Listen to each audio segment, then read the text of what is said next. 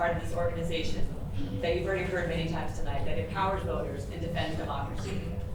Democracy works best when we have engaged and informed citizens and caring and accountable leaders. This forum tonight contributes to both of these, we think. And some rules. Candidates, your role.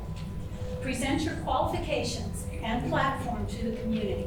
Focus on yourself, your concerns, and your ideas to serve constituents. Discussions should pertain to the office you are seeking.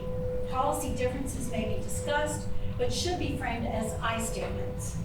The moderator has complete discretion to redirect or end candidate remarks. And audience, your role. We ask that you focus your questions on community issue or topics that pertain directly to the issue or the race that is being presented. We ask that you listen to each candidate's responses. We ask that you refrain from commenting during the candidates' presentations and kindly hold all applause until the end of each issue or race. Again, we have complete discretion to address any disruptive behavior. The questions. Questions are submitted by the public in writing, online, ahead of this forum, or by note card this evening, up until the start of each race. Do not hold your questions. We have question runners. There's one there, there's one there. They will come get them from you and make sure that they get them to our question screeners. Questions are reviewed by our trained panel to ensure clarity and lack of personal bias, and then they're organized and provided to the moderator. Please understand that due either to time constraints or sometimes criteria not being met, we may not get to all the questions. So, the format. We have several races and issues tonight. How we're going to ask the group of that candidate or issues would come up here. They'd come up here. Each of them would have 3 minutes here at the podium to present themselves. And then they will sit there and then they will take questions. Each candidate, I think I said, has 3 minutes to share their platform. And then during the questions, they will have a 1 minute answer period. Spokespeople for any of the issues, primarily levies, tonight, they will have 1.5 minutes to present their issue. We have these new really cool mics. When you're candidates, press and it'll turn green, and then you can talk into it, and then turn it back off until it's red, okay? We do have an empty chair policy here in the league.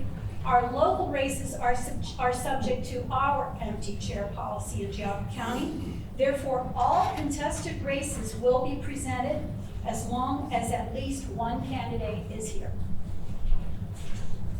2 other reminders.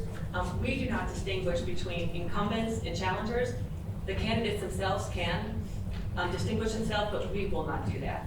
Also, we do not permit proxies or stand-ins. Those candidates have to be here to present themselves tonight. After the forum, if you want to ask further questions, then you can continue in the lobby area. You can also pick up campaign materials from the candidates. Also, there's more information on Vote 411 online. So, Without further ado, let's begin with our moderator, Marla Sweeney.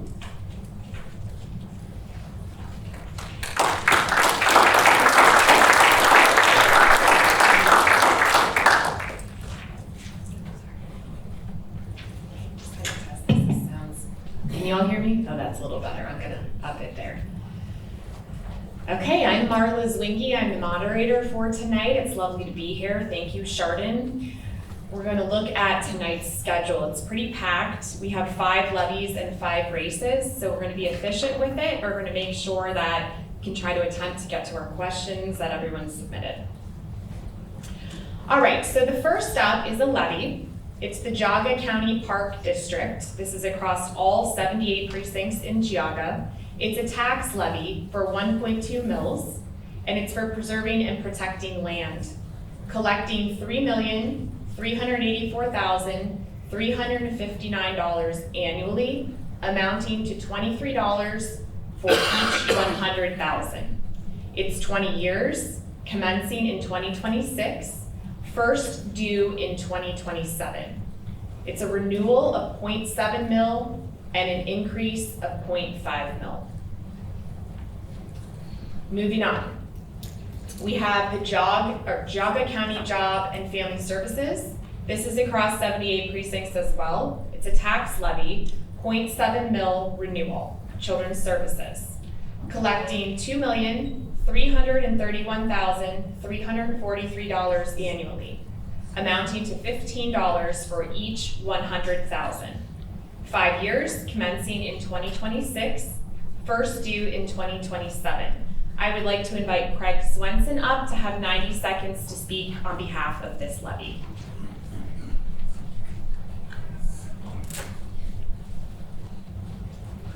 Thank you. Most of you that know me know I don't need this. Well, thank you so much for having me, women voters. And thank you to everyone that's present. I think it's so important to be out in the community, knowing what's going on in the community. And I am really mindful of the taxpayers, especially with the cost of everything. So even knowing it's a renewal levy, I want to be here present and accountable to the taxpayer to answer any questions that are out there. So thank you so much for coming. Again, I'm Craig Swenson. I'm Executive Director of Geauga County Job and Family Services. We are a quadruple combined agency, but for this portion, the one part of the agency that I'm talking about is our Children's Services Division. We are responsible for investigating, following up with all allegations of child abuse, neglect, and dependency. In 2024, we investigated 329 referrals of abuse, neglect, and dependency involving over 600 children. So far this year, up until August 2025, we had already investigated 257 cases involving over 500 children. So this year we are trending to be above last year's mark. We provide children's services and protective services countywide 24 hours a day, 365 days a year, and fund Geauga County's only dedicated child sex abuse investigator. We provide supportive services to families of over 58 adopted children in 2024, and we also provide significant funding and collaborate with numerous county agencies that provide preventative services to children and parents. Oh, geez, that goes fast. We do have some questions for you, so I'll speak those into the microphone so you can stand up here too. Yep. Okay, the first question is, and you will have a minute to respond. What percentage of the Job and Family Services Children's Services budget does this levy represent? Just so you know, we're supported by 2 levies.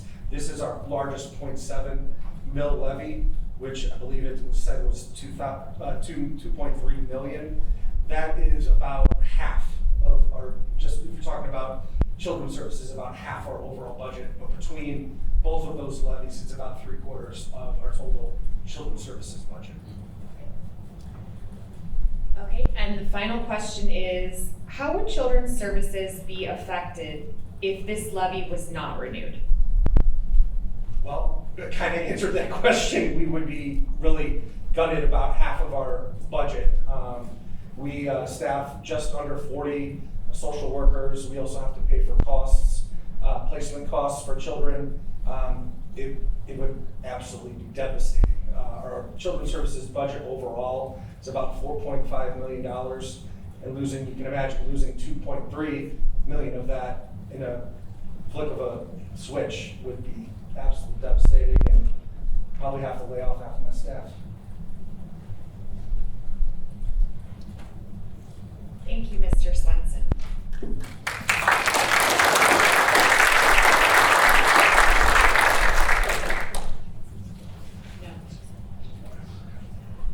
Okay, we have the Thompson Township Trustees race.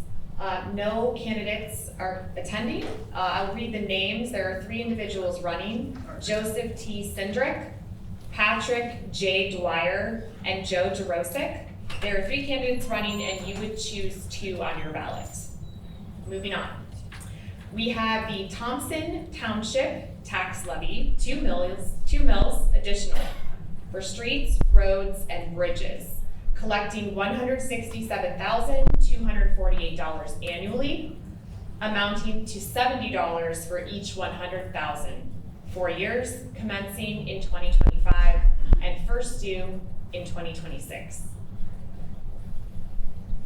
Next up are the Montville Township Trustees, Edward Larson, James H. Marsick, Nathan T. Rickett, and Rob Weigel. 4 candidates are running. You will choose 2. I'd like to invite those candidates down.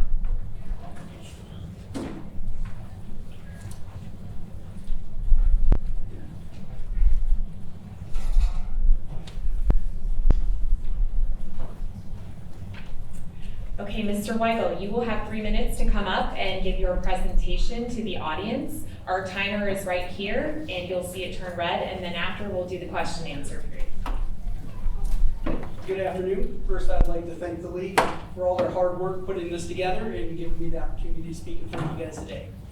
So my name is Rob Weigel. I'm running for Montville Township Trustee, and I'm a resident there since 2004. And I raised all 3 of my daughters. They're still living in the township today. And I'm currently working for the Jog County Engineer's Office, which I started there in 2001, doing work on the roads in Montville, and now today even more in Montville because they don't have a highway department. So I believe as a candidate, knowing how the infrastructure of the roads and stuff like that work, my ability to create more and better roads, because the cost of roads are so expensive today, to get the longevity out of roads is very, very important.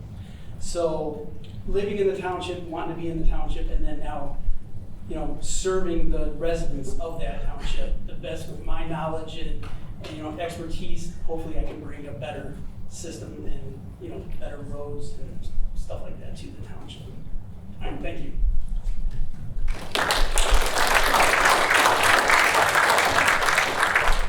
Thank you. Okay, well, we do have a few questions here.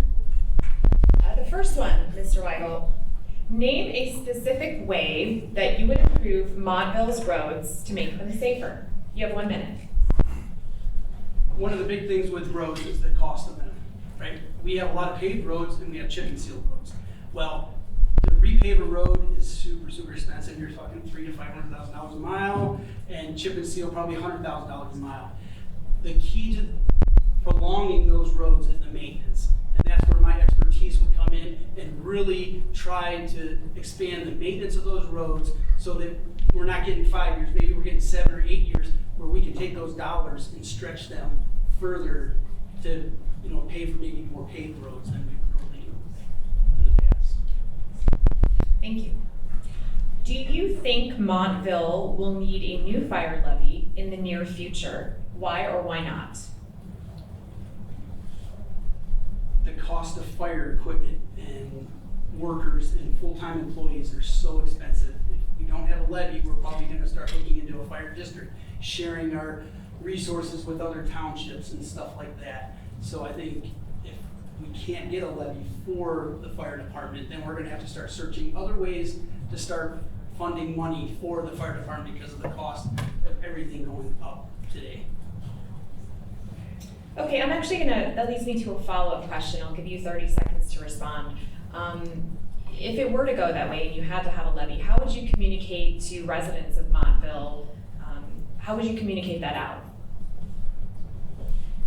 One thing that I would like to bring to the township is better communication, like even with our webpage and all that stuff. So not only going door to door to people that, elderly people that don't use the webpage as much, you still have to do that, but making a user-friendly, easy website that is very easy for people to communicate and try to get the community more involved with all these decisions, especially in a small little township like we have here in Montville. Thank you. Okay, and the final question. What is the top priority for Montville over the next 4 years?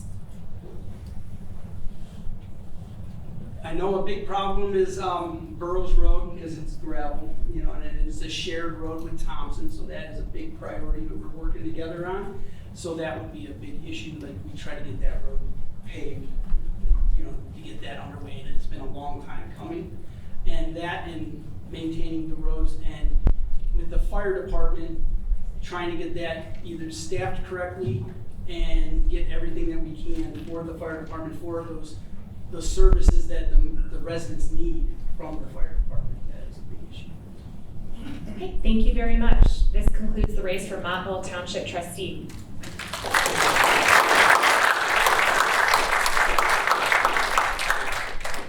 Okay, moving on, we have the Hampden Township Tax Levy, 4 precincts. It's 1.5 mils, it's a renewal for fire and EMS, collecting $197,776 annually, amounting to $32 for each 100,000. 5 years, commencing in 2026, first due in 2027. I'd like to invite Hampden Fire Chief Scott Hildenbrand up to the podium.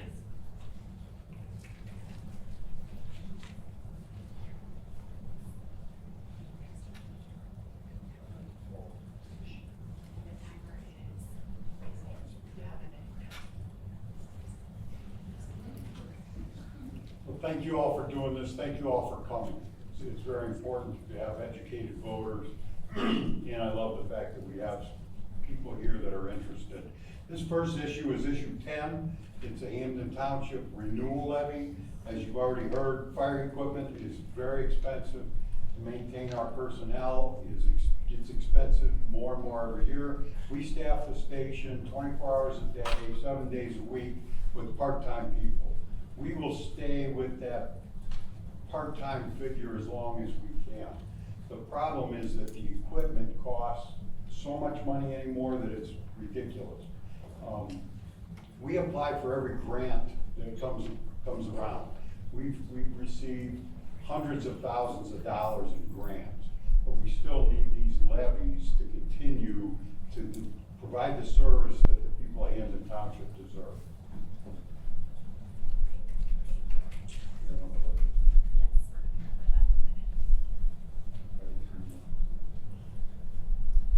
And then we have a second levy, the Hampden Township Tax Levy, 2.28 mils, renewal of 1.5 mils, and an increase of 0.78 mil.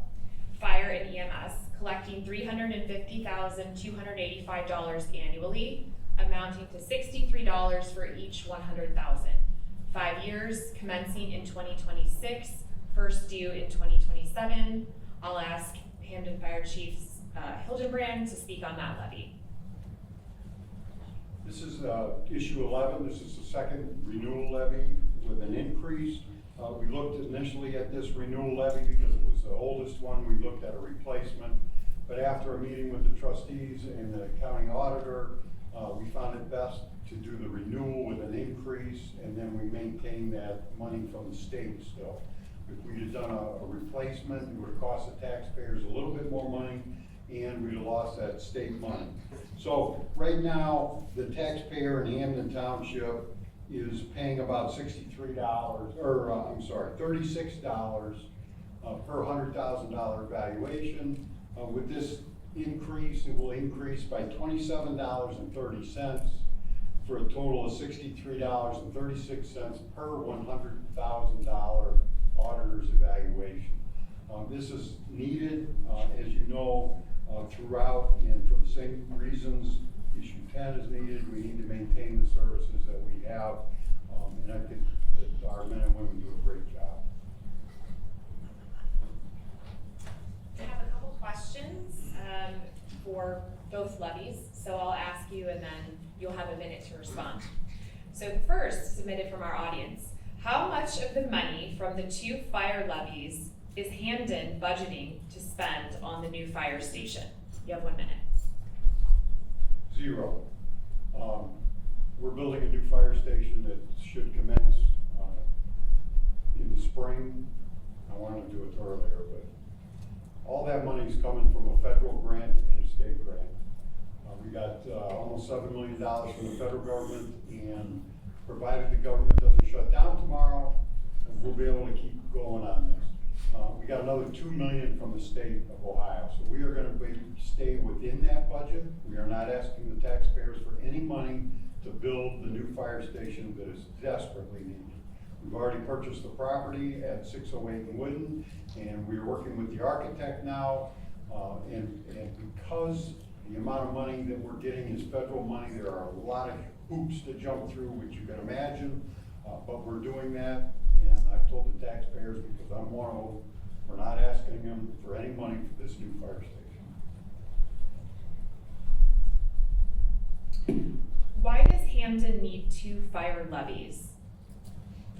Well, because over the years, each levy was put on, at certain points, we put on a levy for staffing. As we increased the staffing levels, we had to put another levy on that was primarily for staffing.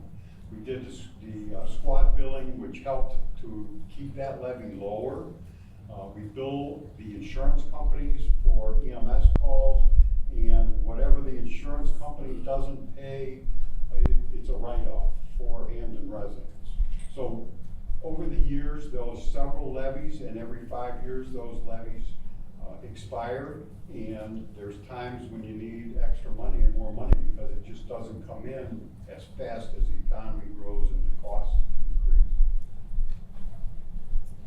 Thank you. And then the final question, what if any cuts to current fire services would have to be made without the revenue from the increased portion of the 2.28 mil levy? Well, we're at a point now with our fire equipment that we are on a schedule of when it's replaced. We normally would replace an ambulance every 5 years, and we've actually moved that out to 7, sometimes 8 years. We needed that extra. If that money was not approved, then the equipment replacement would be even longer. We have a fire engine that we paid that's over 20 years old now, and when we purchased it, it was $210,000. That fire engine, to replace it today, would be over $1 million. And it's just crazy the way these prices have gone, and we need to keep up to it. So if the levy would fail, I can guarantee we would come back to the voters with another try, but it would be devastating if it was to fail. Thank you, Chief Hillenbrand.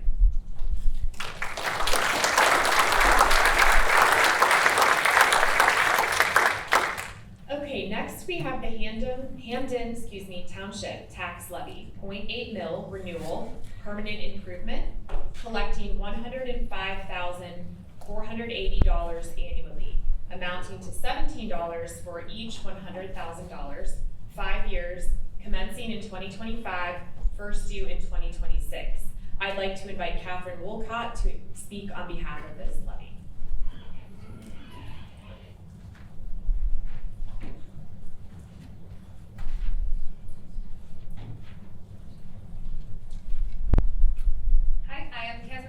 I'm the chairperson this year, representing the Hamden Township trustees. As you see, this is a renewal levy. There will be no increase in taxes. Right now, we have just enough money, should the levy pass, to get us through the next 5 years without any unforeseen issues and with very conservative spending. Our projects are on a 5-year plan, and upcoming for 2026 would be Kyle Road, Fly Fisher, and Steelhead. In 2027 would be Grantham, Trish, and Marlin. In 2027 is Pearl Road, and 2028 would be Bascom. I would also just like to encourage any of our residents to join us the first and third Wednesday of each month. Our meetings are at 6:30. We'd love to have you. Thank you, Ms. Wolcott. We have a couple questions. You'll have a minute to answer. Without this levy, what planned permanent improvements would be scaled back or even eliminated? So as said, we do have our 5-year plan, so we have had to change things around in the past, and I would just say that we would probably cut out a certain road that is not in as bad of condition, and we will just work with what we have. Okay, and the last question, what percentage of the improvements budget does this levy represent? I will say I honestly don't have a great answer for that, as this all is new to me, just having 2 years as a trustee, but I would say without the renewal, again, it would just be hard for us to maintain our roads.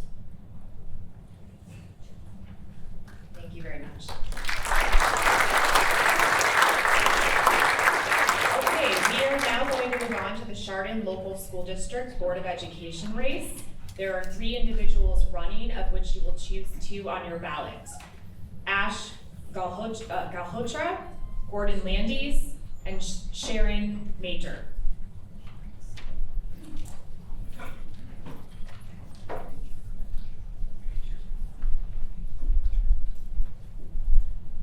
I'm hoping I pronounced everyone's name properly. Did I? I did? Okay.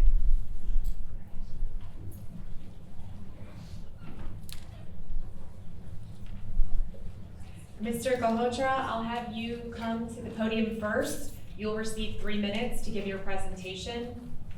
Thank you. Well, thanks for setting this up and giving us the opportunity to be here. I'm Ash Galhotra. I've been in Munson now for about 4 years. I've been in overall Cleveland about 15 years. So I work for Sherwin-Williams, have a background with overall facility management. I've been in academia for a long time now. So the reason I'm running for the school board, I would like to help the community be more connected with the STEM, whatever I can help with the facility team, facility organization and improvement. So that's kind of my interest here to be. Thank you.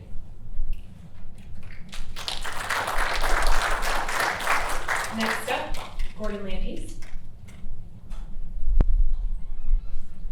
Hi, my name's Gordon Landis, and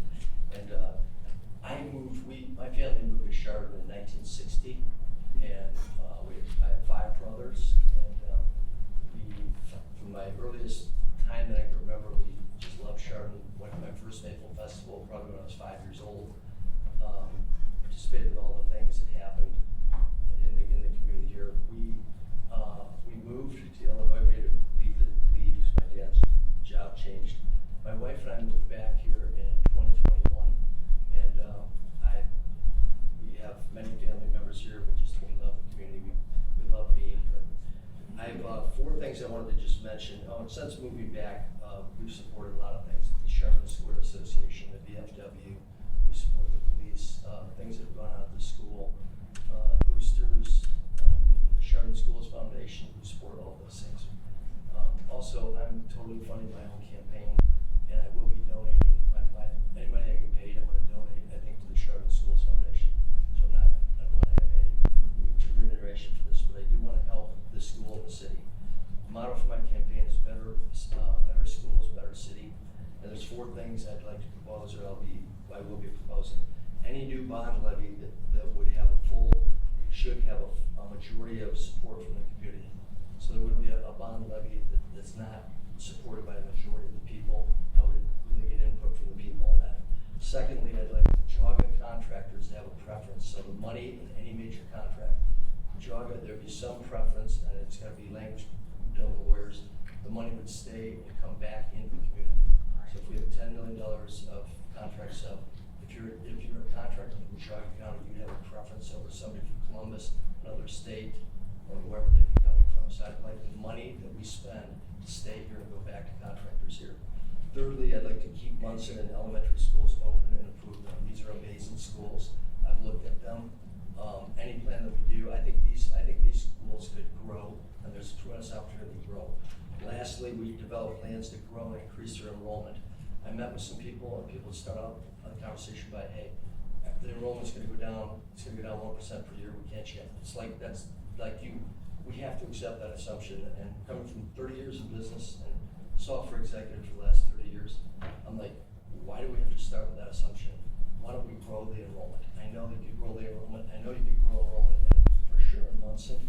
And what are we doing? Let's get together a committee of really smart people, educators, business people, leaders, and say, well, what can we do to, this is a great school. It's in the top 8% of the 8% school to 92% school for this state. And it's gotten better and better. People love Chardon. We love Chardon. We want to make it better. And those are 4 of the things that I would try to accomplish.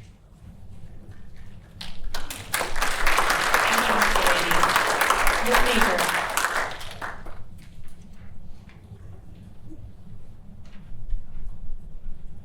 Thank you, League of Women Voters and my fellow candidates, teachers, parents, and members of the community. My name is Sharon Major, and I'm running as a write-in candidate for Chardon School Board. I'm running for a variety of reasons, but my top 3 are elevating academics, ensuring safe and modern buildings, and supporting smart budgets. I lived in Hamden for 27 years, married to my husband for 42 years. I have 3 grown sons, 2 of whom have actually graduated from Chardon schools, and they're both doing very well, thriving, and I owe a lot of that to the foundation that they received here. Serving on the board would give me the opportunity to give back, support our teachers and staff, and help sustain programs and resources that make Chardon schools such a vital part of our community. At the heart of why we are all here are academics. I attend nearly every board meeting and with others have taken an active role in reviewing agendas, asking questions of the board and administration, and participating in curriculum reviews. The public is actually always welcome to participate in curriculum reviews, and I found that the administration is very responsive, professional, and open whenever I ask for clarification or materials. This has helped me gain a deeper understanding of what's happening in our classrooms. Another priority is safe and modern school buildings. The success plan that was adopted in 2023 calls for continued upgrades and modifications to ensure learning spaces remain safe, modern, and conducive to success. In my career as a construction project manager for a medical equipment company, I feel that I have had experience with renovations, new builds, and project challenges. I believe this background would be an asset to the board as we make decisions about facilities. Finally, I value smart budgets. According to the success plan, Chardon schools are currently in a strong financial position, but it's important to review spending regularly and find efficiencies without cutting programs that serve students. I will work with the superintendent and treasurer as a team player on the board to make careful, informed financial decisions. So in closing, if elected as your board member, I will champion top-tier academics, safe and modern buildings, and smart budgeting that always puts students first. But I can't do this alone. I need your help. As a write-in candidate, voters actually need to color in the oval and actually print my name on a blank line on the ballot. Every polling location will have a notebook or a binder that has a list of all write-in candidates for proper spelling. Thank you, and I ask for your vote on November 4th.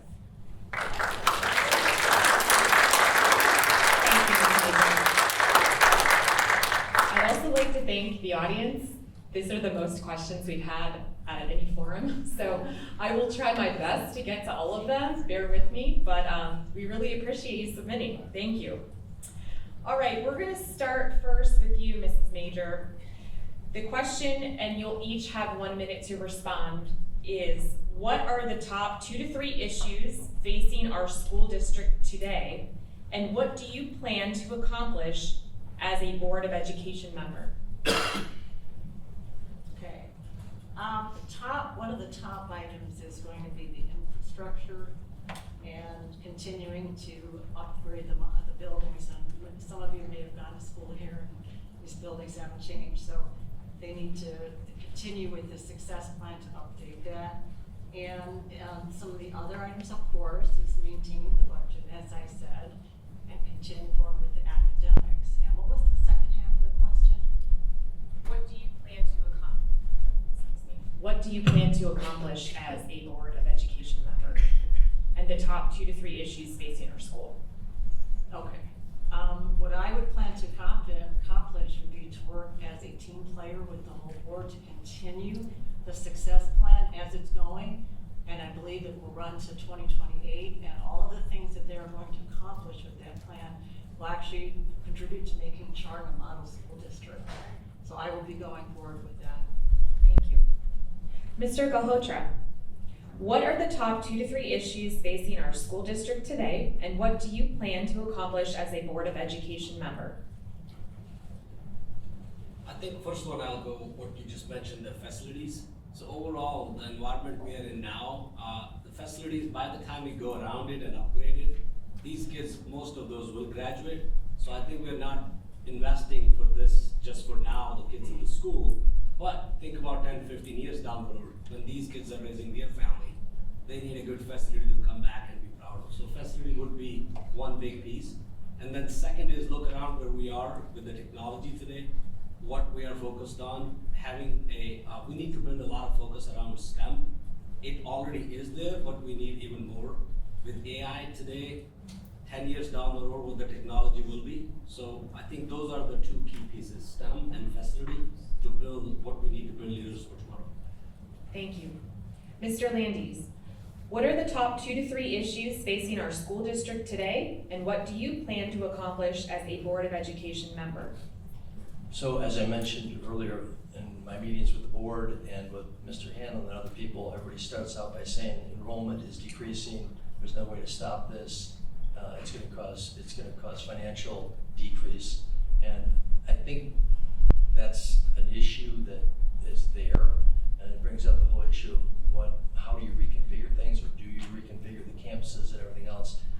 I don't think I think that could be solved by business people and experts. And that would change a lot of the decisions of what we do. Everybody thinks we do need upgraded buildings and improvements, and there needs to be a plan for that. But I think you have to start with what are the assumptions, and I think the assumptions need to be, you gotta go back and say, hey, I don't know if we should accept those assumptions. We should go back and look at that first of all. And then secondly, just that ties into the financial forecast. So I've looked at the budget, looked at the forecast. I say it needs to be reviewed. There needs to be a lot more planning and insight into financial forecasts and the assumptions that we're using. Thank you. Okay, next question. We'll start with you, Mr. Gahotra. Chardon School's 5-year budget forecast projects deficit spending through 2029.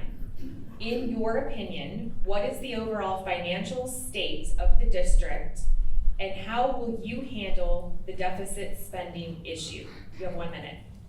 I think there are a few things in our control, and a few are still up in the air, and things are still progressing in Columbus. So things we can control is be smart about what we are spending, how we are spending, and what's the core of the school.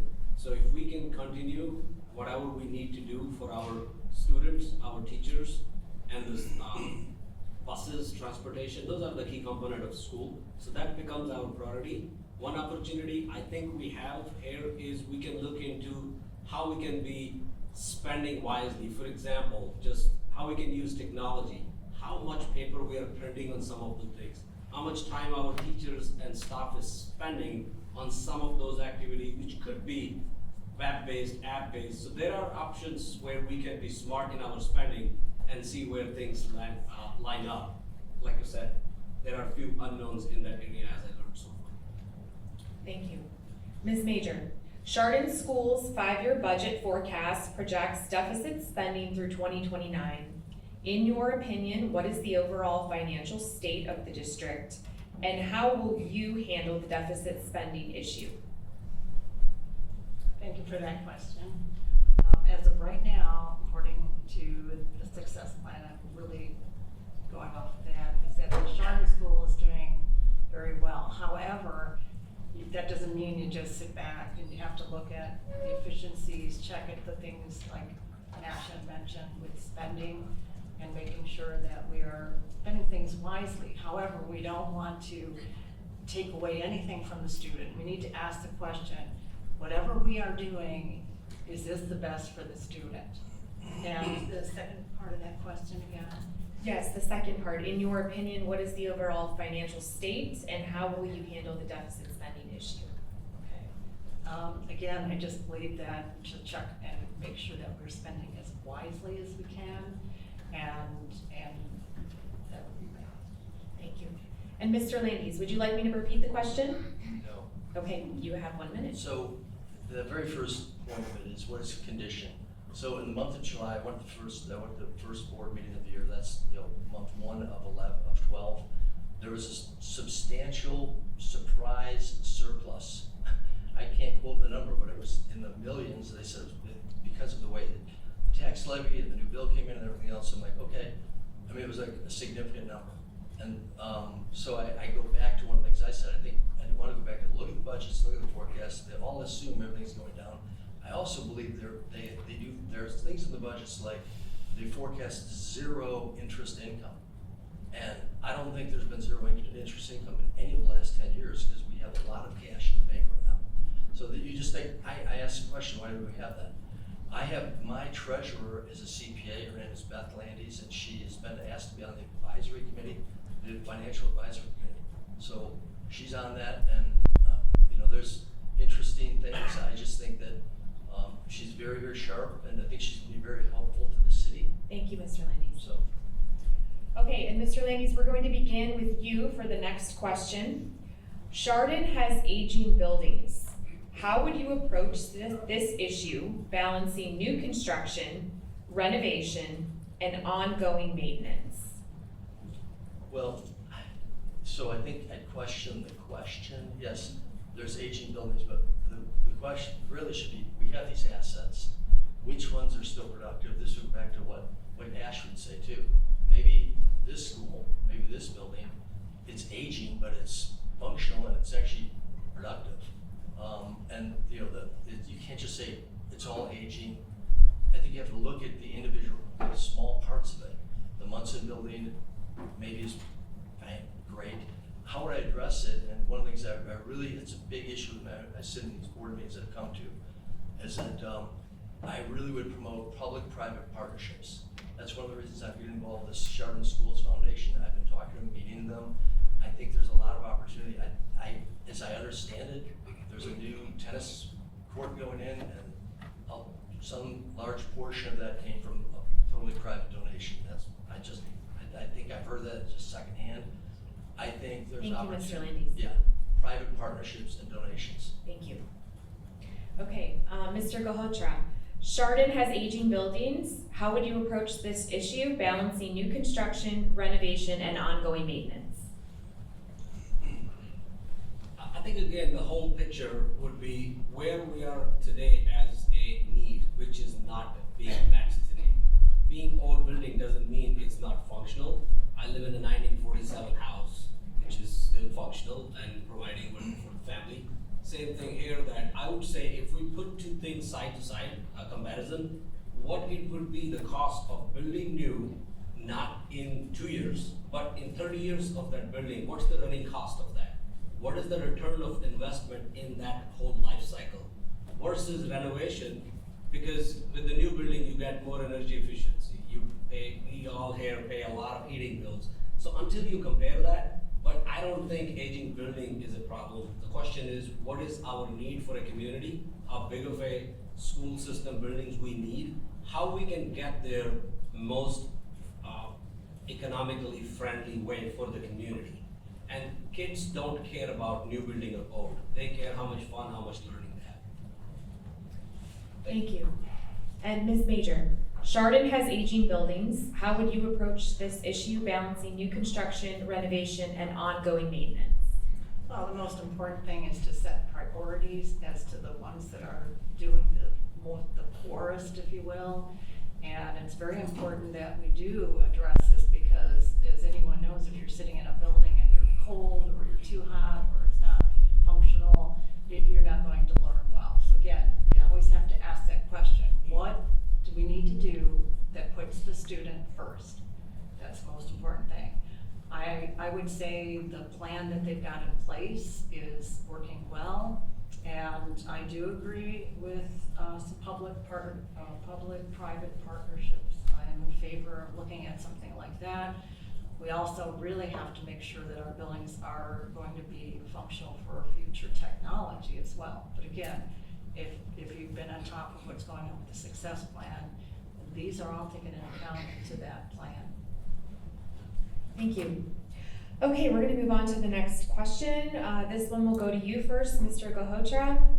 How do you view the district's curriculum? Are there areas you believe need updating? I have 3 kids in the school system now, and we love it. I have not heard any concerns from them overall, but again, as they get older, things you learn more, but overall, I'm pretty happy with where we are. you can always improve. If somebody's saying, no, it's perfect, then we are not looking for opportunities. I think we could focus more on some of the programs like Science Olympiad we have, how we can encourage more kids towards that, how we can encourage kids towards more technology. And no matter what your path is today, even if you're gonna be an entrepreneur, my plumber is not using the same technology what they used 10, 15 years ago. Without having camera, without having apps, all those tools, you're not gonna be able to productive no matter what you do. So I think the opportunity we have is how we can put more focus for these kids, energize them, show them what a STEM focus would do, and that doesn't mean that you have to compromise with other things. I did my school with sports, you have Thank other you, Mr. things. Kocher. Thank you. Mr. Landis, how do you view the district's curriculum? Are there areas you believe need updating? I think there's always areas that need updating because things are changing rapidly. I would probably agree with Ash on this. I would add in, I'm surprised he didn't say that, like in the high school, there should be elective classes on artificial intelligence. Every meeting I've had in the last 2 weeks, half the meetings have been about how artificial intelligence is impacting their companies. But curriculum, I would say at the lower levels, there used to be like an advanced, you could go like advanced placement in the elementary schools. I think that was eliminated in Park School. It should come back. Kids should be able to level up if you're losing kids. We're losing kids to St. Andrews and other places where a second grader can read at a fourth grade level or fourth grade math. We bring that back and we're gonna retain kids. People have left, and I know people are saying, hey, we need that, we need those programs back. Bring back those advanced level programs and let kids be at a level that they're performing at. Thank you. And Ms. Major, do you need me to repeat the question? Yes. Sure. How do you view the district's curriculum? Are there areas you believe need updating? Okay, I agree with Gordon that there's always room for improvement, but I do have to say that one of the best things I have done, and I've done this with some of my friends, was to actually participate in curriculum reviews, which means you're sitting in a room and you're literally looking at the books and the things that they're actually going to be giving to the children. What a difference that makes. It doesn't mean I agree with every single thing, but in general, I feel like it's going well. And so, and then you mentioned AI. To be honest, I'm a little nervous about AI because what I don't want to see is the kids using AI instead of thinking for themselves. I don't quite know where we are there, but that would be something I would really like to get more involved with, is the AI and making sure it's used as a tool, but not as a crutch, if you will. Thank you. Okay, next question. Ms. Major, we will start with you on this one. Chardon has signed on to the Vouchers Hurt Ohio lawsuit. In your opinion, do vouchers hurt Chardon schools? Why or why not? Okay, I'll tell you what, I cannot wrap my hands around vouchers. When it first came out, when vouchers first came out, I didn't really think much about it. But in the course of this time, the biggest thing that I see is there accountability? I mean, with the school system, just recently in the paper, you had the report card. And is there a report card for vouchers? Is there accountability? I don't know. And then the second thing is, why are parents pulling their kids out of schools? Let's see what that's all about. I would like to sit down with parents and say, why are you pulling your kids out of school? And lastly, my understanding is that over 80% of parents that are getting vouchers are already in private schools. So I can say I would like to do a lot more investigation about vouchers. Thank you, thank you. Mr. Gahotra, Chardon has signed on to the Vouchers Hurt Ohio lawsuit. In your opinion, do vouchers hurt Chardon schools? Why or why not? I think it depends on the overall detail, how it goes up, but my opinion that if there are options for parents to do something different, it's their wish or their call, and in a reasonable way, whatever we can support as a parent to make decision, it still depends on a lot of other factors, but I'd say overall, it depends on the parent, whatever they would like to do, how we can support them without impacting school resources around it. And Mr. Landis, Chardon has signed on to the Vouchers Hurt Ohio lawsuit. In your opinion, do vouchers hurt Chardon schools? Why or why not? Well, vouchers are definitely impacting public schools. It's an incredible incentive.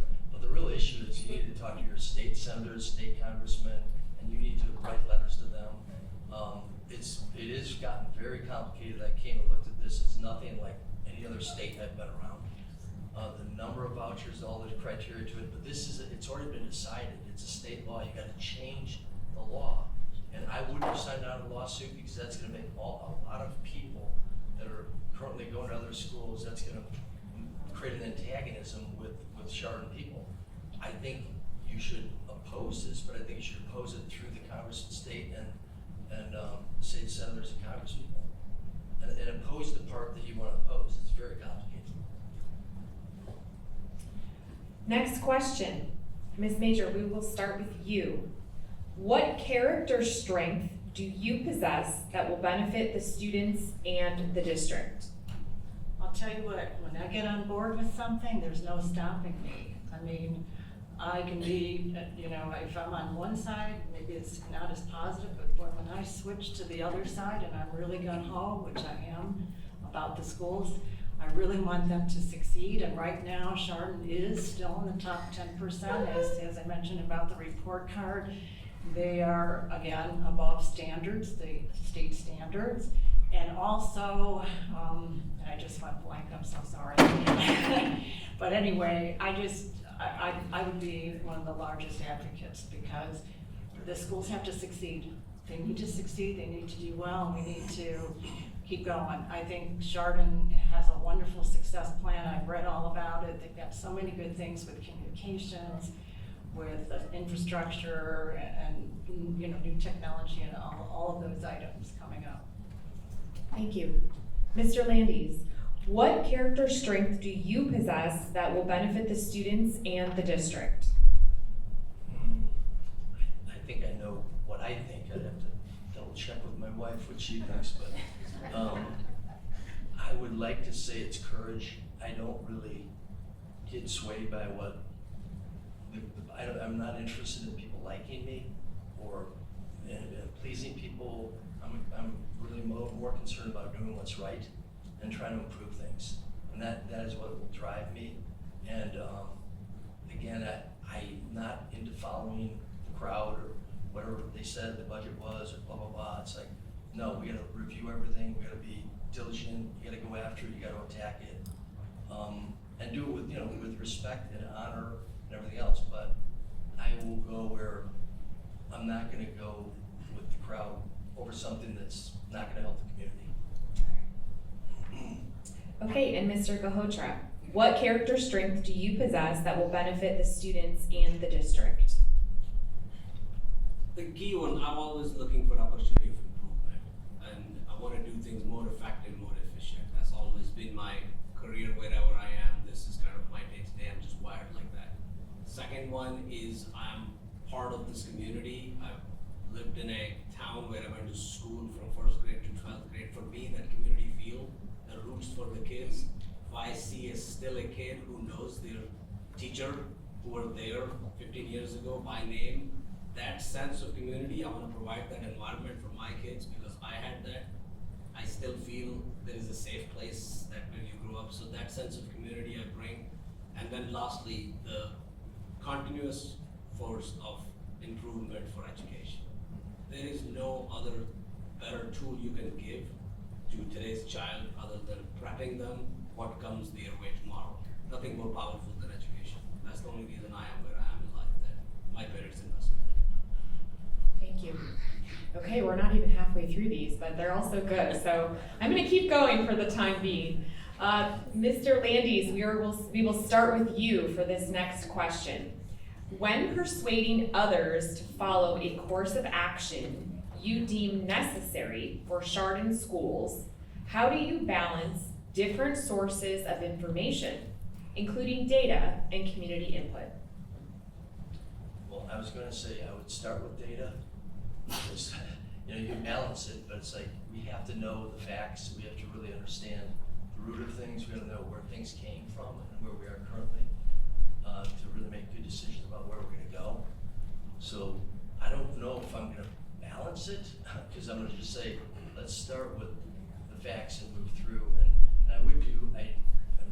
collaborating, I'm into listening very carefully, listening to the other board members, listening to the public especially, because they know a lot more about what we're trying to decide, I think, than we do in many cases. So you're listening, you're collaborating, and you're using data, and that's how I would approach it. Thank you. Mr. Gahotra, when persuading others to follow a course of action you deem necessary for Chardon schools, how do you balance different sources of information, including data and community input? I guess data is where you start, but if you look into data, you can look at the same data and come up with 3 different conclusions depending on what you want to show. So you need to know where this data coming from, who collected this data, who paid for the data of the study basically. So you have to question the data, but that is the fact. If it is truly collected right, that's where you base statistically significant data. Then you're also looking at history. We cannot forget history. Somebody tried something 10 years ago and spent a year, 2 years on it. Maybe you can learn from it in positive or negative way, how you treat it. And third one is gut feel. We can get lost in data, all that, but with all the experiences somebody spent their life on it, that gut feel, that wisdom of people who've been around, asking them questions, involving them, there is a value to that. So there are a lot of pieces going to that involving team. Thank you. And finally, Ms. Major, when persuading others to follow a course of action you deem necessary for Chardon schools, how do you balance different sources of information, including data and community input? I agree, data is where you start because that's the facts. You want to try to present the facts, and again, I just keep saying, what is best for the student? I mean, that's gotta be where you start. What is the best thing that we are going to do, every single thing that we do as a board, what is best for the student? And so that's in the data, but then community input, I would love to see the board meetings packed with parents, you know, that are really interested in what's going on at the schools. I go very often, and it really makes a difference because you see what's happening. So if I were going to persuade people, I'd start with data, but I would love to have community input and parent input. Thank you. All right, next question. We will start with you, Mr. Gahotra. What is your position on social emotional learning? Are you familiar with those state standards? I don't think I know that much detail. Okay. Moving on. Ms. Major, what is your position on social emotional learning? Are you familiar with those state standards? Yes, I am. As a matter of fact, it is required in the ORC that a certain amount of social skills, social emotional learning is taught through suicide awareness and bullying, and in the counseling portion, for counselors, they also have to learn about social skills, social emotional learning, so yes. And if parents do not want to participate, they can opt out. Okay, and Mr. Landis, what is your position on social emotional learning? And are you familiar with those state standards? So this is another issue it's mandated by the state. It's a requirement. They've got guidelines. As far as I'm aware, that the school board's been following them carefully, because there's not been any major issue around it. But these are guidelines that we have to follow, and I don't think there's a lot of latitude in how we do it. Okay, next question. We will start with you, Ms. Major. School board is a nonpartisan position. How will you keep personal views, including personal social media posts, out of school board issues? Well, you just simply keep it out. I mean, if I'm working with the board, I am going to make sure that we work as a team, and all the items that we discuss are between us, especially anything that's done in executive session never goes out of the room, and there's a code of conduct, code of ethics, I believe, that we are to follow. It's quite lengthy. It's in the policy manual, and so that's what I would do. I would follow that. Thank you. Mr. Landis, school board is a nonpartisan position. How will you keep personal views, including personal social media posts, out of school board issues? I have a Facebook page. I don't make any posts. I don't believe I've ever made a post on my Facebook page. I have it just so I can follow relatives or friends and, you know, relevant things like alumni groups that I've been part of mainly. Because I don't want to, I don't believe that's where I should be posting any, you know, opinions about things. So that's my own, I keep it completely separate. And again, back, I guess what Sharon said and what's been said before is that just, you know, respect others, keep things confidential, follow all those policies that the guidelines that the board has. Be really diligent about doing all those things. Thank you. And Mr. Gahotra, school board is a nonpartisan position. How will you keep personal views, including social media posts, out of school board issues? I think the goal is education, and these views you may have, you may develop, but our goal needs to be focused on kids' education, and which is based on the facts, the curriculum, and the science. So whatever you need to do needs to be outside and stay unbiased. Follow the guideline that you just mentioned, so you are truly, as a partner, getting everybody's view and keep your balance. Okay. Next question, we will start with you, Mr. Gahotra, and this involves students. How do you ensure that the district continues to improve outcomes for all students, including those with disabilities and high achievers? I think that is the challenge to keep up, and we're doing a good job overall, but I go with that 80-20. 80% students are probably okay with what the curriculum is, and they don't need anything special. And then other 20%, either they are high achiever or they need special help or disability or any other issue. That's where the focus goes. But we are here as a community. If I have 3 kids home, they all needs to be together marching forward. So that's the challenge we have in front of us, to make sure every kid get a chance and we are able to support them equally to their needs. I think the most important part there is which teacher does, they do amazing here. They know their needs. Those are our first responders, or first connector with them. Sometimes they are way more closer to your parents, building that relationship and having that clarity. Thank you. Okay. And Ms. Major, how do you ensure that the district continues to improve outcomes for all students, including those with disabilities and high achievers? The best thing to do is you need to find the technique that works for children to get them to learn whatever it is that you want them to learn.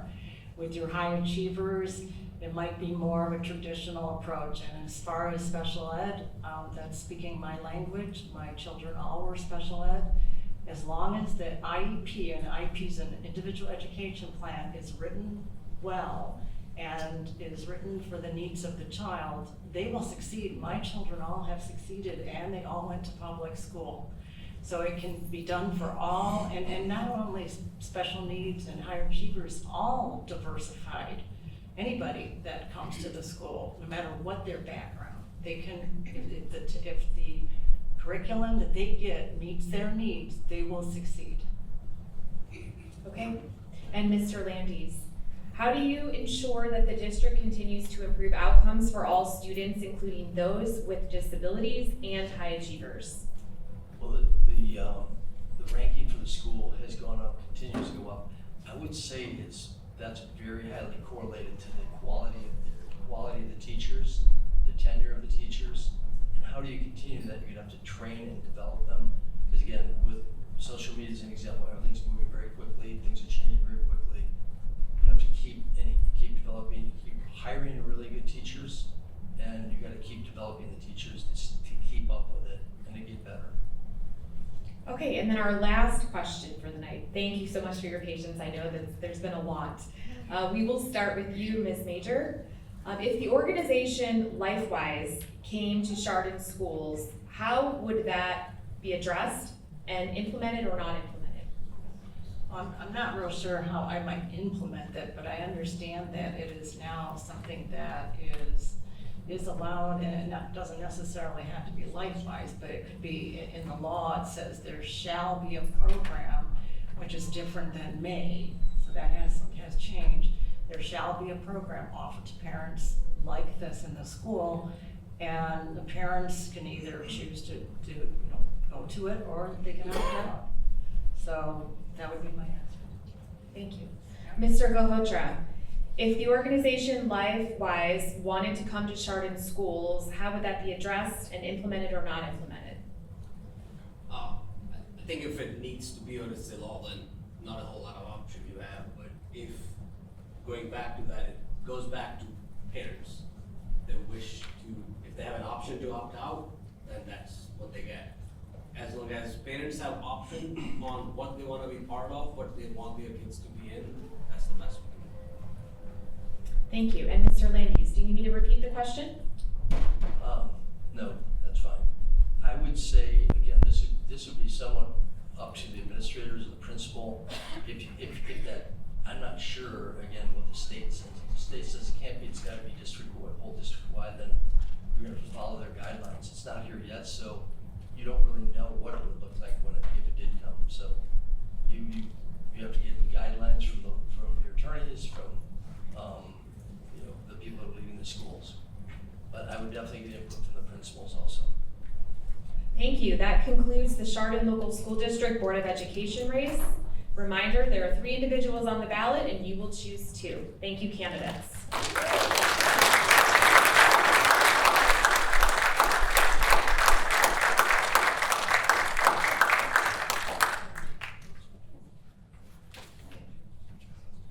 Next up is the Munson Township Trustees race.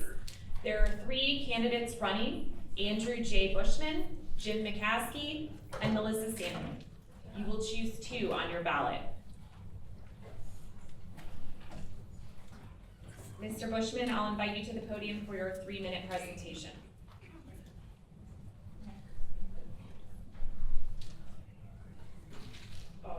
Before I start, friends and neighbors, let's take a second to pause and reflect on the men and women in our armed forces that are serving our country today.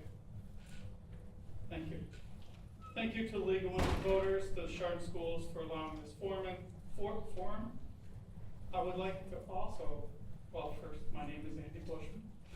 I would like to thank the Munson residents for allowing me to serve them for the past 20 years.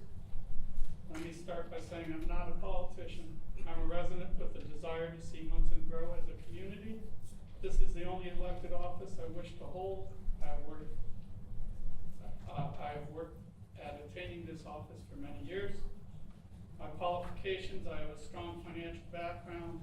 I'm a lifetime resident of Munson Township, former member of the Park Board where I secured over $200,000 in grants for the parks, served on the Munson Zoning Commission, the Munson Zoning Commission subcommittees, and meeting attendance.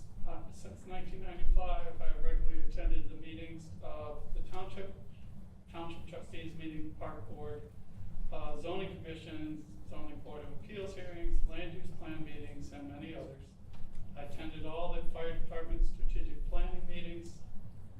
You can say I have a strong community involvement. I'm a leadership geography grad of 2004. I'm a former board member of Leadership Geauga, the Community Improvement Corporation, Geauga County Community Action Group, the Geauga County Arts and Culture Board, and I'm currently serving on the Foundation for Geauga Parks, Next Step in Ravenwood. My family history in Munson goes very deep. I would say almost countless. It might be interesting to tally the years of service my family has given to organizations like the Boy Scouts, Girl Scouts, Munson Baseball, 4-H, Munson Fire Department, just to name a few.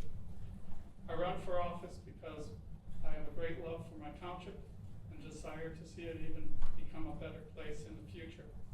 I also have a passion to help people.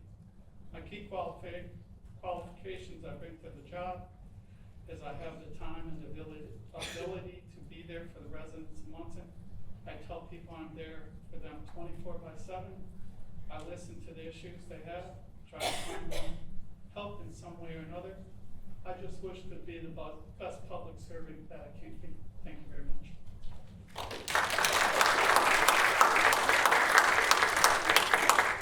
Thank you, Mr. Bushman. Okay, we have a few questions for you this evening. You'll have 1 minute to respond. How would you go about balancing Munson's development with protecting its semi-rural character? Well, that is what we're doing right now. Munson Township is currently going through their land use plan. The land use plan for the townships, and they are the, sort of like the key of how you want to project the township in the future. And that is what Munson is doing right now. We do one roughly about every 15 to 20 years. And this will help guide the trustees, guide the zoning commission, and guide the township in the future. Thank you. What is your philosophy for balancing high-quality township services with keeping property taxes reasonable? Well, that is one thing that we try to do in Munson quite a bit. We evaluate all of our spending and to make sure that we are giving that service back to the residents. You know, we're not out there asking for money unless we really need it, because that is, as an elected official, that is the hardest thing to do. You go to your friends and neighbors and ask for money. That is really hard to do. So you really have to justify all your spending, and that's really what we do in Munson. You know, we go through our paving schedules, we have our fire department, we have our parks and recreation, we have our cemeteries. So we do a fairly good job as explaining to our residents why we need the money and why we spend the money the way we do. Okay, and our last question. What is the biggest challenge facing Munson? I think the biggest challenge is facing Munson is probably facing most of the communities. It's the unknown. You know, you have, people in Columbus deciding things. They don't live here. They don't know what Munson residents want or the residents of other communities in Chardon County. But, if they change property taxes, well, that can be one way to do it, but there's other ways, and they really need to sort of get the grassroots from the people that actually live through it, instead of having somebody at the state decide for us. Because we vote for the levies. The levies aren't forced on you. You vote for it. You either approve them or you don't. And I think that's the thing that the people in Columbus really don't understand. It's really a grassroots effort is what township governments are. Thank you. That concludes our Munson Township Trustees race. Reminder, there are 3 individuals running.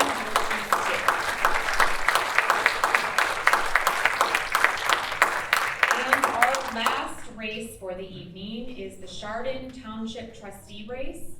There are 5 individuals running, and you will choose 2 on your ballot. Stephen J. Borowski, Michael Brown, Paul E. McGill, Edward Slusarski, and Brian Valletto.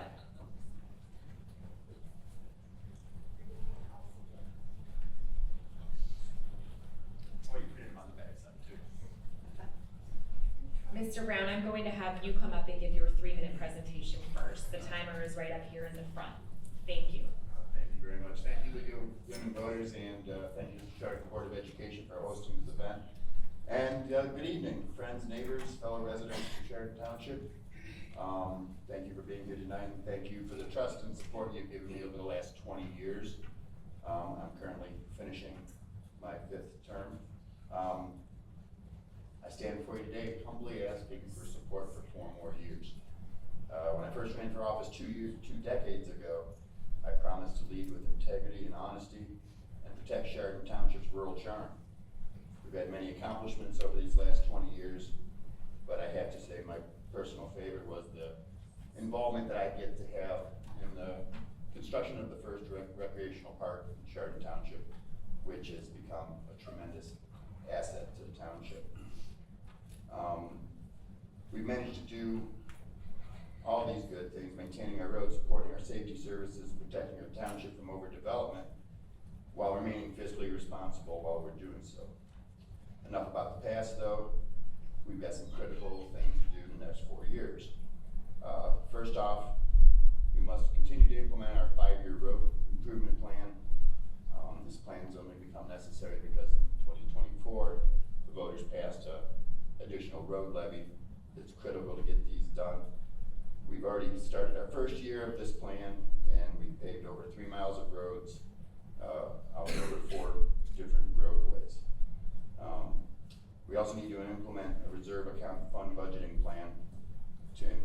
vehicle and equipment replacement schedule, as well as plan for critical capital improvements at our beloved park.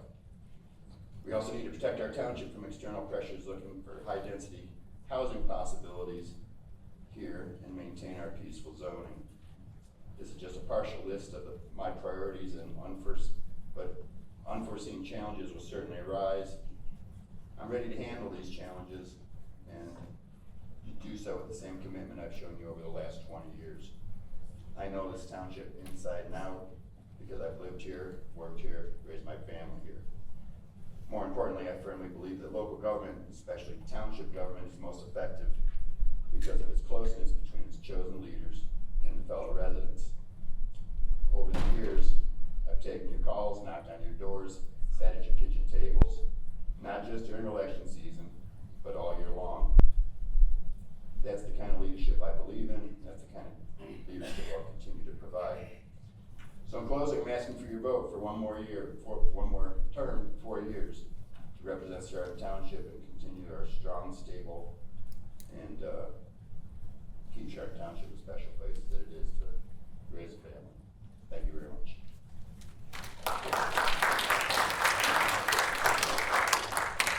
Thank you, Mr. Brown. Mr. Slusarski. Am I saying it right? Close enough. Okay. No, what is it? Slusarski. Okay. Yeah. All right. Great. I want to thank the League of Women Voters and everybody here for showing up today. I appreciate that. My family and I came here in 2018, and I became actively involved in the township government piece. I made over almost 100% of the meetings. But it's not just sitting in the meetings. I've also been sitting there waiting to see if there's anything I could do for the township trustees. And they came forward and said, we'd like somebody to take a look at the policy and procedures.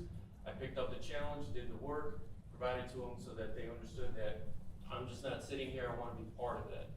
After the period of about a year, I knew I wanted to be a trustee. I reached out to our late, great trustee, Chuck Charles Wazinski, who passed away probably about a year ago or so now. And I asked for his mentorship and his advice, and also turning into a great friendship. And so when I asked him, he said, what you need to do is you need to understand the township. Much like Mike does, I don't have the experience, but I'm gaining it. So he told me to become part of the zoning group, and I have. So I understand what's in the township and what's where in the township, and what the rules are, what the regulations are, so that we can, like Mike said, we want to keep it rural, we want to keep it beautiful. And I've talked to some people as I've been knocking on doors, and that's what they want. So that's what we're committed to doing. And so after that, I came back into the kudos of Michael Brown and Chuck. He told me to become a fiscal officer. A little bit out of my comfort zone, but I picked up the challenge, and I'm a fiscal officer for 2 years now. I understand the fiscal operations, what comes in, the money comes out, or we need to put money aside, and I agree with Michael on that we need to plan for the future, not just taking up areas that we need right now and making sure that the money's there for when it comes. Even for when we're here or we're not here, we need to plan for the future of this township. So with that, I mean, with the loss of Charles Straczynski, I love his passion for the residents and the ruralship of this community. I love his vision for what we had, along with the road levy, and also for his fiscal responsibility. He was not a gentleman that would, just because we got money from whatever, that we had to spend it. Him being a small business, as I'm being a small business, I can make the hard decisions that he did when he was here. So I'd appreciate it. So let me pick up his gauntlet and move forward with his vision, his passion, and for the future of our Chardon Township. So I'd like your vote. Thank you. Thank you. And Mr. Valletto. Good evening. Thank you guys all for coming. Thank you guys for hosting this. I'll try to make it quick because I'm looking around. It looks like a lot of people are starting to doze off here. My background, I was born and raised here in Chardon. I grew up here. I never left. I continue to work for the town, and I'm raising my own family here. My background, I've been a fireman and a paramedic for about 23 years, starting here at Chardon Fire Department, where I moved on to go over to Concord Township Fire Department. Community involvement is my thing. Public service is my thing. I've been doing it for a while. I enjoy giving back to the community. I really like to talk. So I like to hear what people got to say, and I like to take that around and help people goal is to give back, listen to the residents, and do what's right for the township. A couple things that I would like to see the township grow on is communication. I would like to get out there and expand on the e-platform. Everybody carries a computer in their pocket right now, right? So there's gotta be easier ways to communicate than mail.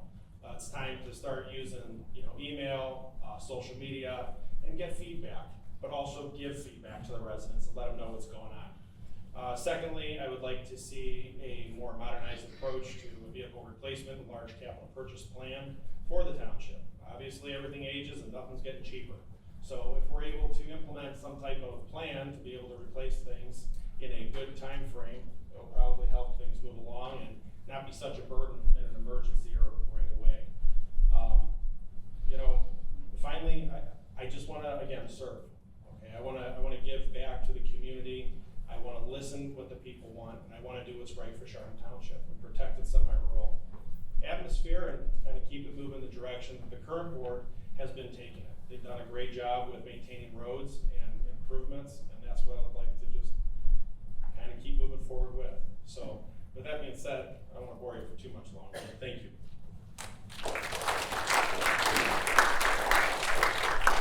Thank you very much.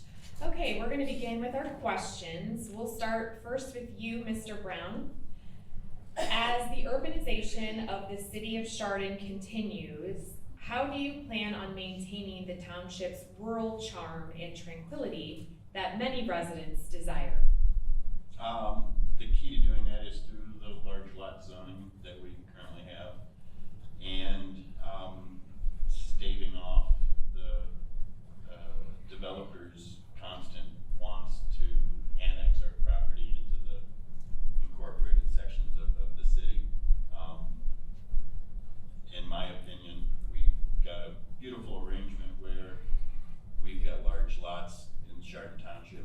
If you want to enjoy a more dense setting residentially, and the city might be for you, but Chardon Township is meant to be calm, serene, a little quieter, and the key to doing that is maintaining our large lot zoning. Thank you. Same question to you, Mr. Slusarski. As the urbanization of the city of Chardon continues, how do you plan on maintaining the township's rural charm and tranquility that many residents desire? Well, being on the zoning committee itself, we've gone through multiple ways of taking a look at what the zoning laws are. And so a lot of them, as Michael said before, are the large lot zoning. So we want to make sure that we keep up the zoning. We watch what's happening in the planning and the divisions of the group, but we want to make sure that it stays that is rural. Like when I've walked and talked to a lot of the individuals, that's what they want. So that's what we're going to do. So we'll do that by starting enforcing some of the zoning laws that we have on the books now to help maintain that. Along with that, I agree with Michael that I've been going to the City of Chardon's meetings for the Rosebud group that is trying to enact some of that, and all of us on the committee and the township group have been vehemently against that, but we want to make sure that we keep that in check as best we can. If not, we will try to do our best to delay that area, because everybody here is according to what everybody's told me so far, they love it here and they want to stay just like it is. Thank you. And Mr. Galletto, would you like me to repeat the question? Sure. As the urbanization of the city of Chardon continues, how do you plan on maintaining the township's rural charm and tranquility that many residents desire? Well, I think these guys answered it pretty well. Obviously, it's zoning. You can only enforce what rules you have in place, right? People move to Chardon Township for a reason. They move out here because it's a little bit more rural. If you wanted to be in a more populated area, you could probably move to Chardon City or Cleveland or Euclid or wherever else. But most people come out here because they like the area that we're in. So all we can do is enforce what we have in place. I'm obviously not, I agree with these guys 100%. I mean, nobody wants to give up property to, the adjoining city, because obviously that would be tax dollars that we lost to help maintain a costly environment for our residents. So again, create zoning rules that keep it the way it is and enforce what we have in place. Thank you. Next question, this one will go to Mr. Slusarski first. What is your position on potential annexation of township land? So my position is that we would vehemently defy I try to stop that. I mean, being realistic, I'm sorry, I'm a realist. Some telling me I'm a chicken little, that if the people want this and the lawsuits happen, there's something we can do. We can only do as best we can. We don't have a legal group. We have Linda Applebaum who's doing our best, but we would try to rally the people. I think the people's voices are what we want to try to stop that annexation, and then also work with the city of Chardon if we can to try to eliminate or try to reduce our risk to that. But that's what I would probably say on this topic. Thank you. Mr. Valletto, same question. Your position on potential annexation of township land. I obviously do not support the city annexing any township land. However, you gotta listen what the residents want. And that's what I would like to do, is listen what they want. I don't think any township resident wants the city to annex any land. Like I said before, you know, if they want more housing, there's ways to do that within the zoning law. And, you know, there's going about it the proper way, which is the most important. We would like to encourage keeping people in Chardon Township, but not increasing it to the city, because obviously we want to keep our rates low, right? Our public safety, our police services, our fire services are all funded by levies. We lose residents, our cost goes up. We don't want to do that. We would like to keep our costs down. So I would never support that. However, we have to do what we can do to voice our concerns against it within the laws of zoning. Thank you. And Mr. Brown, your position on potential annexation of township land. I'm dead set against it. Every case is gonna be different, but in this particular case, we would be bringing high density, residential development right to the doorstep of our township. There seems to be no plan to provide any kind of buffering or anything like that. And, I don't see the economic need in this case, for the city of Chardon to do this. I don't see them having a good argument to make. The fact of the matter is the people need to mobilize and make their opinions known. I know they've been coming to our meetings. I think we've made our opinions very clear. But like I say, dozens of times every year, the squeaky wheel gets the grease. You gotta let your voice be heard. You gotta come to meetings, and you gotta make sure your opinions are known. Thank you. Next question will go to Mr. Valletto first. How would you work to make Chardon Township roads safer, especially with increasing traffic being a concern? Well, I would do everything that we possibly could to create a safe environment and keep up with the studies, working with the Geauga County Engineer's Office and utilizing the resources at our hands. Obviously, maintaining the safety of the road with increased traffic and population, that's gonna be definitely something that the board would have to, you know, work again with all the county resources to be able to maintain that in a safe manner. However, I think maintaining those roads primarily would be the best way to maintain the safety of them, so that at least the traveling public would be able to travel safely. But yeah, that's really all I got on that. Okay, Mr. Brown, how would you work to make Chardon Township roads safer, especially with increasing traffic being a concern? Obviously, the conditions of the roads themselves are the key to keeping them safer. The longevity of the roads is primarily a function of how well you're controlling the stormwater that flows over them.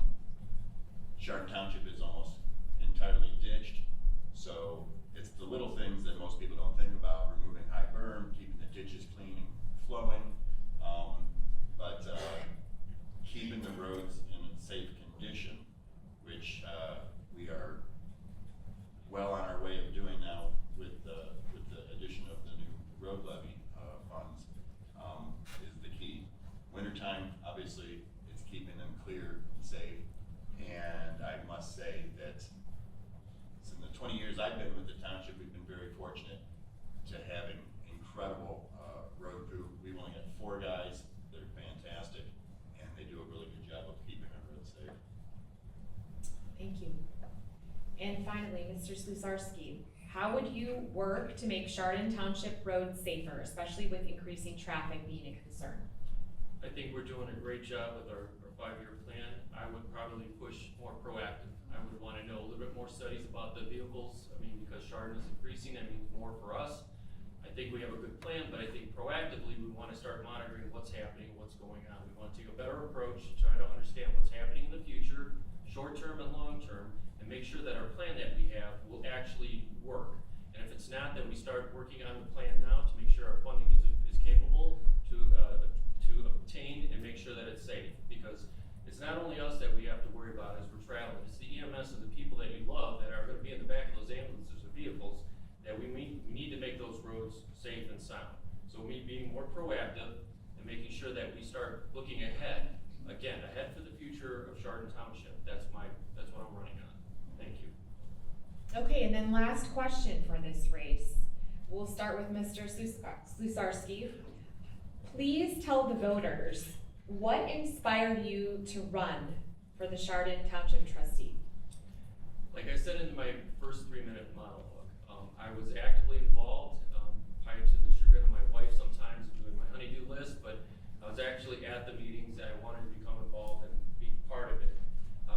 With Chuck being a mentor and an advisor and a great friend, along with Michael Brown, I'll have to say, these guys, I came to them a long time ago and said I wanted to be a trustee, and they just I have to give them credit. They wanted me to understand what it meant to be a trustee and how to do it and what's behind the scenes. So that's what I did. I followed their model, and I think it's right now that with Chuck gone and what his vision and passion was, that I can pick up that gauntlet and start running with it going forward, working with our trustees that we have right now to bring our Chardon into the beautiful future and keep it rural. So that's where I would say. Thank you. Mr. Brown, please tell the voters what inspired you to run for Chardon Township trustee. Oh, that was so long ago, I don't know if I remember. My day job over the last 22 years has been in public service, either through a contractor directly with a local county government. And when I saw some of the workings of this large county government go, made me start paying attention to what's going on in Chardon Township. I applied for an opening in the Board of Zoning Appeals, and I served there for 2 years, and that's where I got familiar with the workings of the township government. And quite frankly, I saw some things that I really wasn't too keen on. Saw a lot of old boy network and things that I think were just being taken for granted. So I threw my hat in the ring. I knocked on 900 and some doors, and the voters gave me the opportunity to do this, and I enjoyed every minute of it. Thank you. And last but not least, Mr. Valletto, what inspired you to run for Chardon Township trustee? Please tell the voters. Well, again, like I said earlier, my love for the community. That's what it is. I was born and raised here. I spent 41 years here, and I'd like to bring a young touch to it, if I can say that. But, you know, no offense. But look, I love this community. I grew up here. I went to school here. I served here as a public servant. I continue to serve still in this community. I like it. I like it a lot. I want to be a good active voice for the residents. And we can't sit here and complain about anything if we don't get involved. I want to put a little bit of a touch with getting out there and communicating more like I was taught. That's what I would like to do. And that's what inspired me to run, because this is my home. This has been my home forever. And I want to continue to maintain what it is and what it is to me. Thank you, gentlemen. This concludes the Chardon Township trustee race. Reminder, there are 5 individuals running, and you will choose 2 on your ballot. Okay, that also concludes our forum. I encourage you, voters, as there were many questions submitted tonight, being mindful of our time. If for some reason your question did not get asked, I encourage you to speak with our candidates outside in the lobby area. Thank you so much for coming, and we really appreciate defending democracy, empowering voters. Please vote on November 4th. Thank you. Someone left their glasses up here.